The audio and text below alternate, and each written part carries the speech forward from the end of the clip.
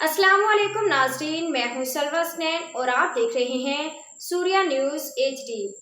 आइए नजर डालते हैं आज की अहम शिकारपुर रिपोर्ट। जमात इस्लामी शिकारपुर की जानिब से ईरान पर अमेरिका और इसराइल के हमले के खिलाफ एहतजाजी मुजाहरा और रैली निकाली गई।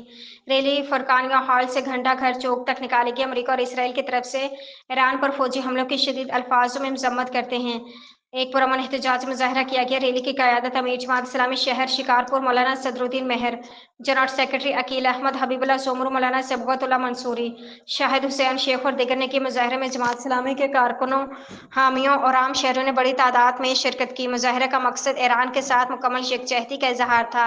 एहतजाजी मुजाहरे से खिताब करते हुए जमात इस्लामी शिकारपुर के मकामी रहनुमा हबीबुल्लाह सोमरू ने कहा कि अमेरिका और इसराइल के ईरान पर हमले बैनुल अक़वामी क़वानीन की सरीह खिलाफ वर्जी है और ये खित्ते समेत दुनिया के अमन के लिए शदीद खतरा बन सकते हैं।